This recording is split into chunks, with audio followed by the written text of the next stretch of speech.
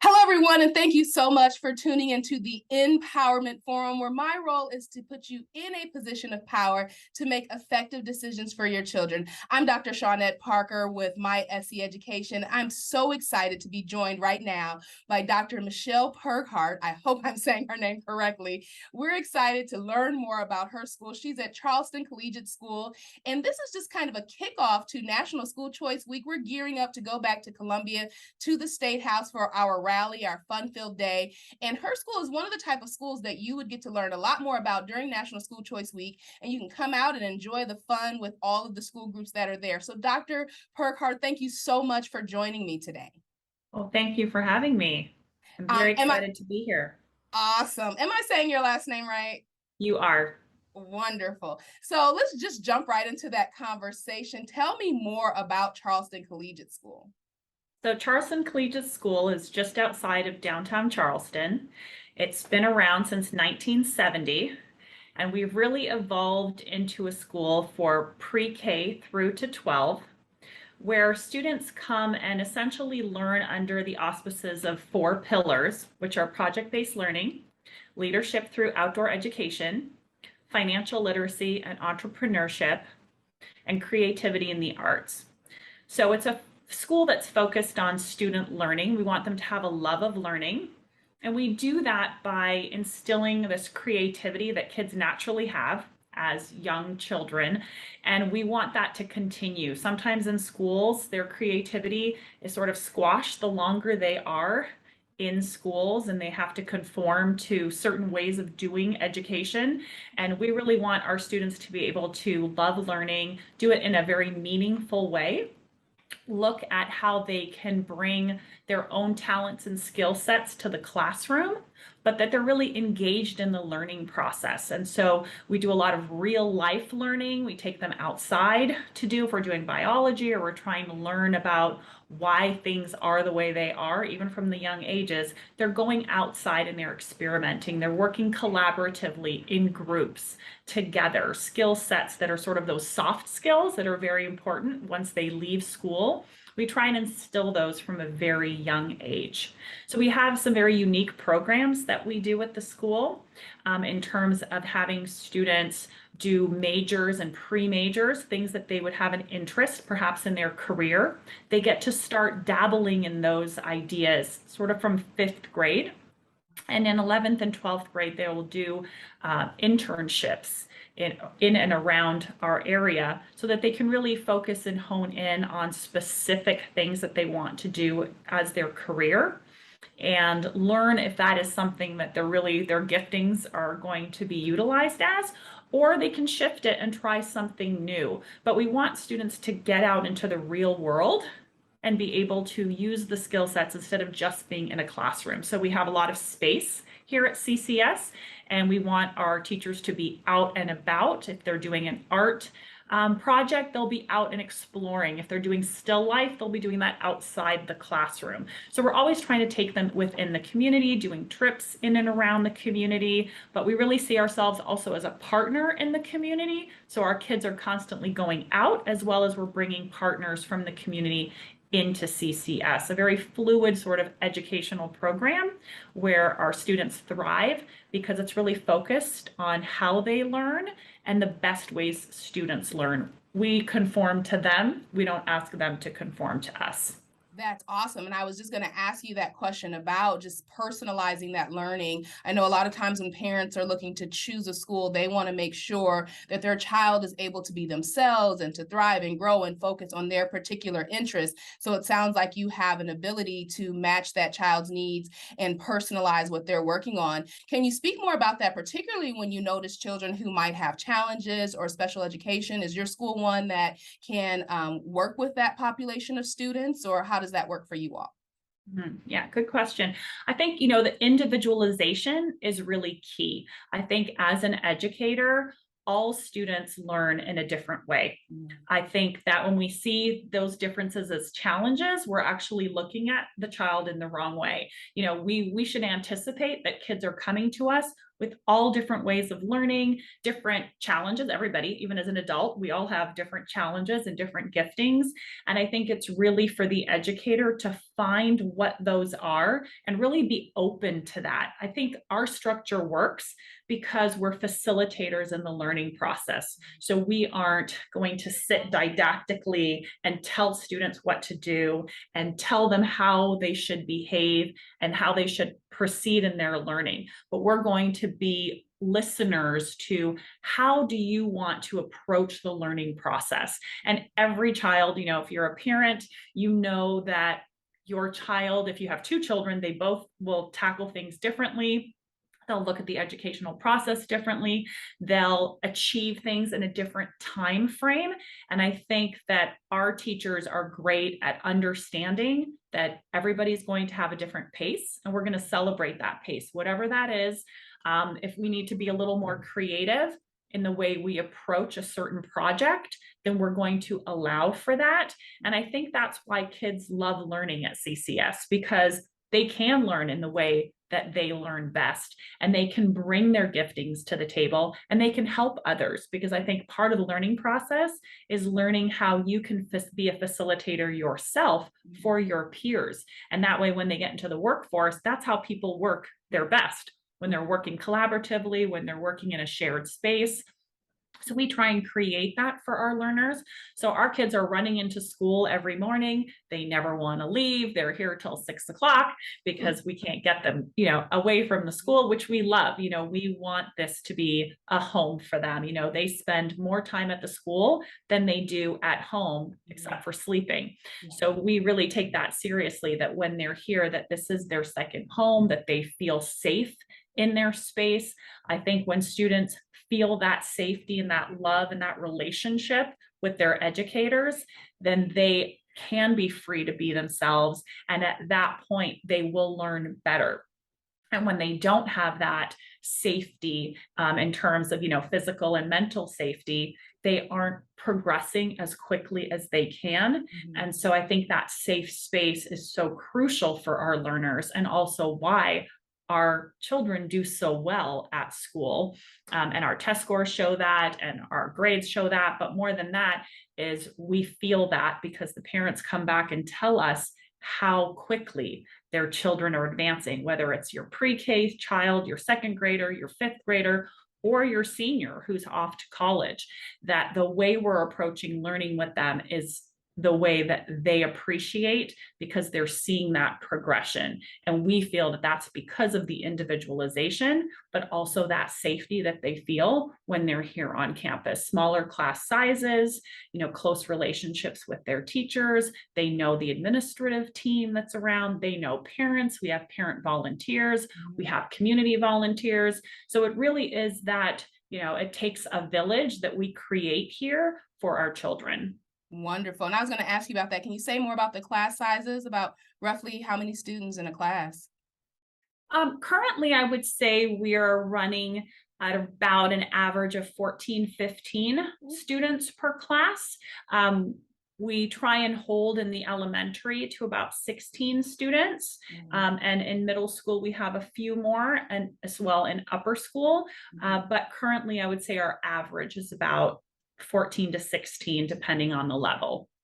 Awesome. Awesome. And then what is your overall student population? About what size of a school do you have? Currently, we're around 340. And that's a really healthy size for us, where we are small enough that we know all of our families, we know all of our kids, but we're big enough to have, programs available for students to thrive in the athletics and the creativity and the arts program, in our financial literacy aspect. We can still care for every child, but be able to have an expansive program for them. Okay. If there's a parent out there who's thinking of going to a private school, in particular, maybe looking at your school, what advice would you give them when it comes to finding out more about your school, or even why they would want to choose your school? We believe that every student would love the experience at CCS because of our individualized program. But what I always say to parents is, come to the school, see what the school is about. I feel like kids want to be creative. They want to have people see them as the individual that they are and celebrate that. So I think finding a school where you really feel like you fit in and that your child is going to be celebrated and safe is critical for their learning process. So I think you definitely want to feel that. Some students do great at really big schools. Some students do well at a smaller school.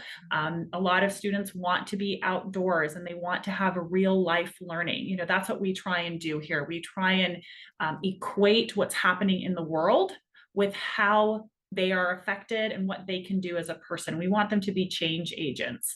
So we want them to be leaders in that as well. And leadership looks differently for different people. So it's not just being that one person that's out there all the time, getting the accolades, but people can lead very quietly. They can lead in smaller groups. So we try and find that comfortable leadership for every child so that they can see themselves, their voice is important, their actions can, be change agents for others. And that's what we try and solidify for the children here.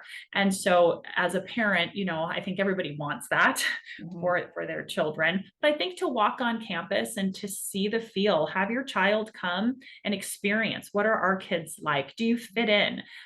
We, of course, would love to fit in for all children, but parents want different things. I think that's why school choice is so critical, that a parent can go and experiment with different places and really find that fit. It's a long-term commitment. If you're a pre-K through 12 school, we're going to be partners in a child's education for over a decade. So you really want that to be something that is comfortable and joyous and healthy. And when you find that, there's just nothing better. We have families that come from out of state, out of country, just to come and experience this school because it makes that kind of a difference, for the family. There's what I say, the myth out there that private schools are only for the rich and elite and a certain population of individuals. What does that look like at your school? What can you talk more about the demographics of Charleston Collegiate School? Yeah. So we're an inclusive school, which means, we're diverse, we're inclusive. We try and really work on that as a school. I would say that currently we have 35% of our student body that is on some type of assistance. That can be financial aid, scholarship. And so we take that as an important piece for the school. We feel that's important because we think the school should represent the area in which we live.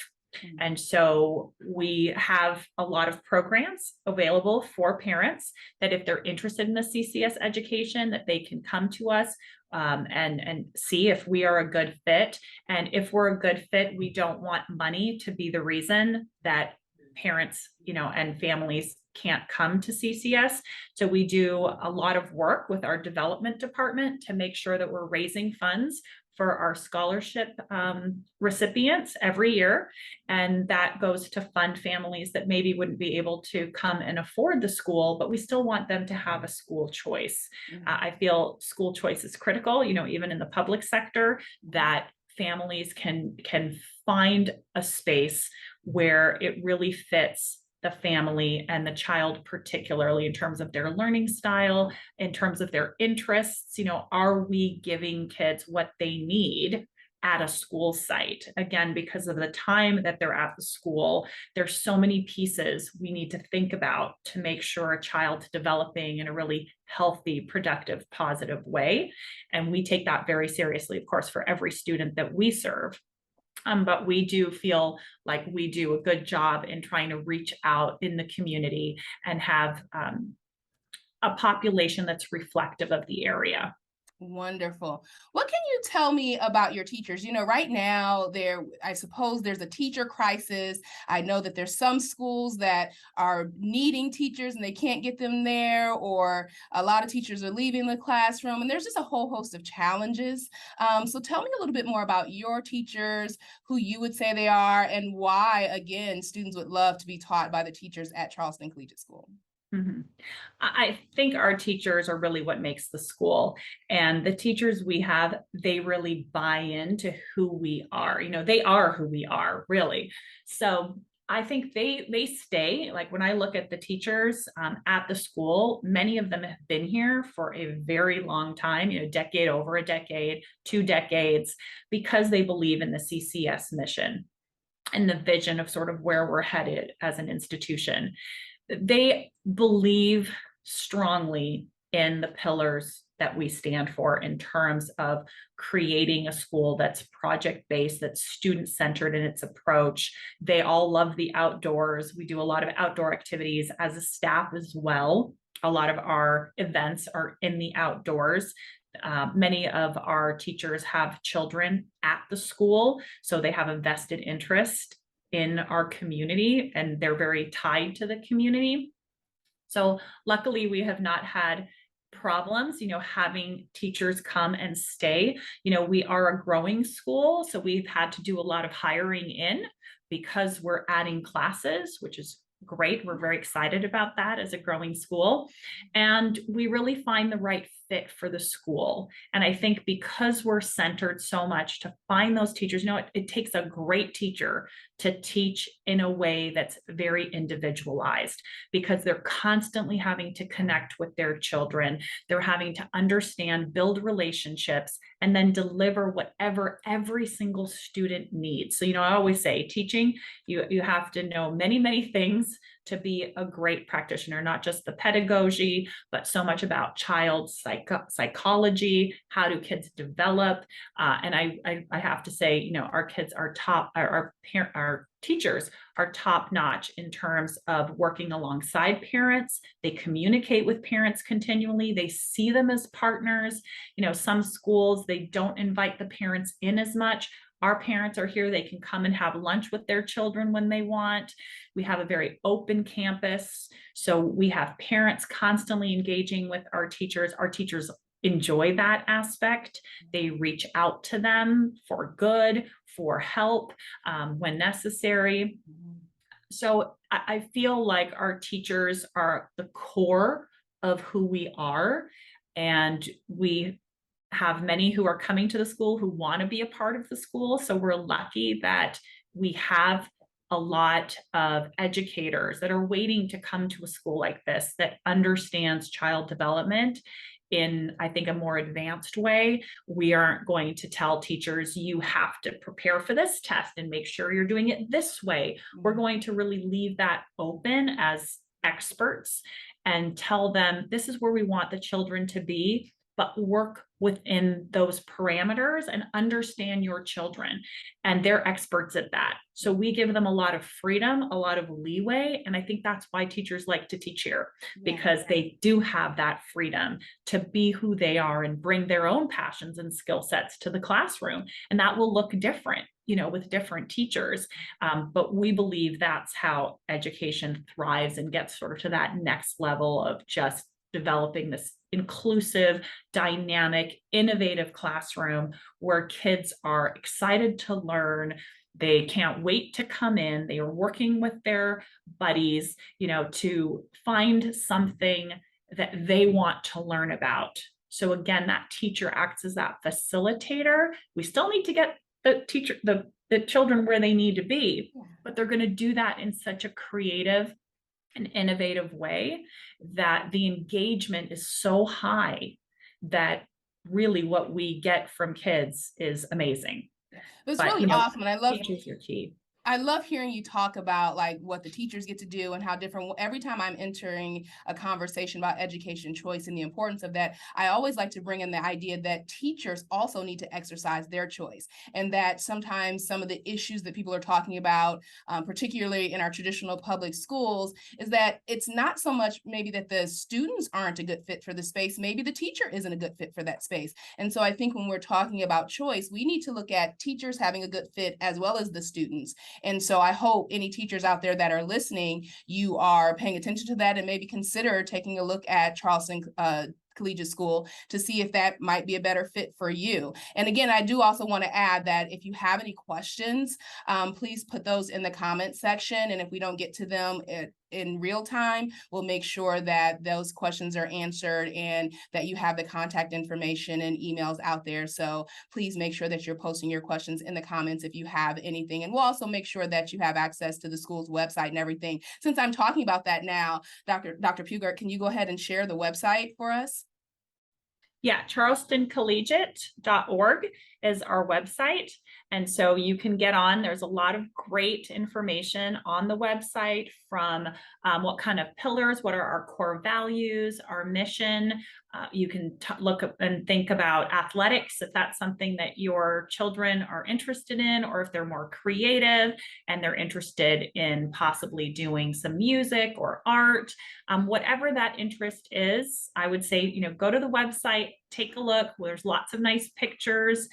You can also look at our Facebook page, but I think we have a lot of information that's out and about the school. We also love people to come to campus. We run tours throughout the week in groups, but also if you're coming down from somewhere in South Carolina or somewhere even further, you can come and make a tour with our admissions director, and you'll have a tour whatever day you come by. We try and really be able to open up for people coming onto campus. We are a very open campus, so we have visitors all the time.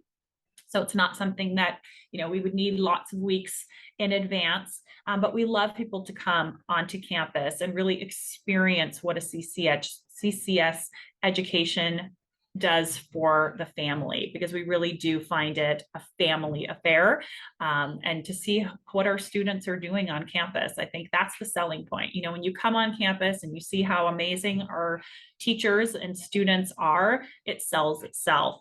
But I think to have that choice for your children is really critical, and we would love to have visitors on campus. Awesome. And so as we wrap up our conversation, talk to me a little bit about just education choice as it relates to your school. So one thing that we've been working on in the MyC Education and other folks who are really invested in education choice is getting the education scholarship account bill passed. We had some traction last legislative session. Some things happened where it didn't get passed. We're going to attack that again in January, and hopefully we can get some things passed. We're in a new election year. So, I think folks are trying to make some things happen. And so what would it mean for your school if you had some families who were able to access a scholarship upwards $5,000 per student? What difference would that make for your school? It would make a huge difference. It would make a huge difference, not just for the school, but for the entire community. We're Sun Devils. I'm wearing my jersey today because we've got Spirit Week going on. So I'm participating with the students. And we always have more students that want to come to the school than we can serve, which to me tells me we need more school choice. We need more scholarships available for those students who want to make a choice outside of what's available currently to them. And I know there's other schools in the Charleston area who also feel very passionate about this. I was on with the heads of school at a number of schools, and we all feel very passionate about getting this, bill passed where parents can have that choice. Because of tuition, for private schools being between, 12 to 18,000, if you have a $5,000 scholarship to be able to come, sometimes that's all we need to give to a family to be able to make that difference between what they can really afford and what, kind of bridge that gap and what we're asking in terms of what it costs to educate a child on our campus. So I think that makes a huge difference for families that feel like that's going to give us the ability to make that choice. Whereas right now we just can't with the amount where tuition is.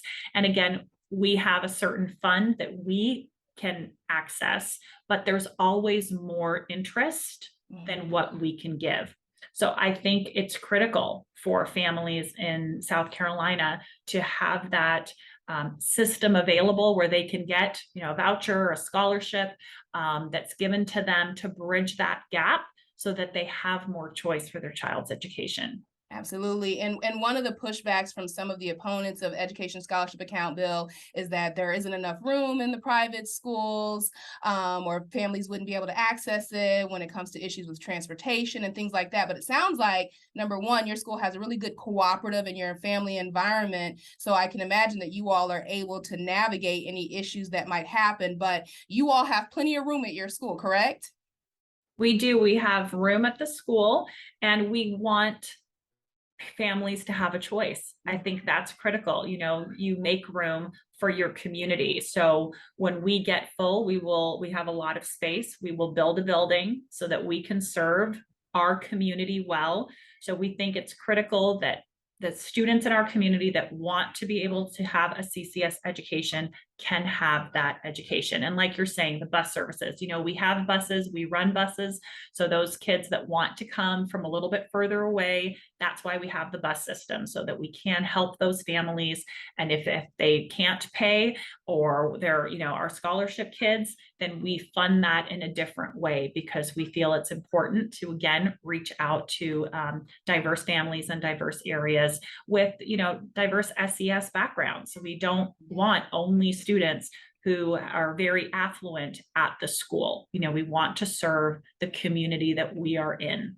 Wonderful. Well, I am super excited to learn about your school. I have to make my way down there and come and visit so that I can say with confidence that this is an absolutely wonderful school. And I've seen it with my own eyes. I believe it, but We I would like to love be able that. to see it. Yeah. We would And love that way I that. can tell people, like, no, they have a wonderful space. I've seen it. Mhm. You need to make sure you're there. So I'm going to definitely make sure that I come and visit. But I'm encouraging all of you out there who are watching, please make sure you're arming yourself with the information. It doesn't hurt to check out the school's website. It doesn't hurt to call and go visit the campus and to find out. And even if you don't think it's a fit for you, share this information with someone who might be interested. Share this information with those families that you know who might be struggling in their current school environment, that there's something just a little bit off and they're like, I just need that right place to go to. And you'd be amazed at what can happen when children are in the best place for them to be able to learn. And it just sounds like a wonderful school and a wonderful place to learn. I love the idea of being able to get outside of the classroom sometimes and do that hands-on learning,